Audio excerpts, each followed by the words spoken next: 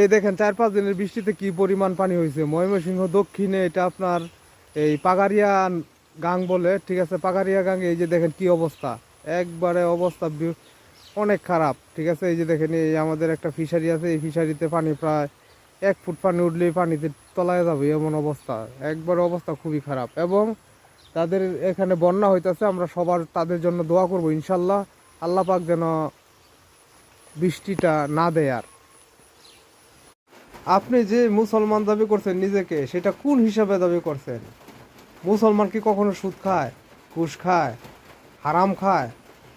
এটা কি আমাদের নবীরা কখনো করছে? সুদ খাইছে, হারাম খাইছে, ঘুষ খাইছে? কোনো সাহাবি তো করে নাই।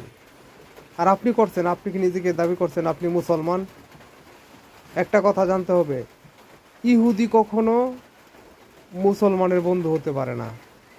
নবী এবং রাসূলরা কখনো বলছে যে আপনার ইহুদিদেরকে সাপোর্ট করেন, ব্রাজিল আর্জেন্টিনা সাপোর্ট করে? তাদের সাথে তো আমাদের কোনো চুক্তিই নাই, আমাদের কোনো চুক্তি নাই, বাণিজ্য চুক্তি, কোনো লেনদেন চুক্তি নাই। তাহলে আপনি তার সাথে কিসের সম্পর্ক আপনার? আপনাকে বুঝতে হবে আপনার ভিতরে ঈমান নাই। সকলকে ধন্যবাদ বোঝার জন্য।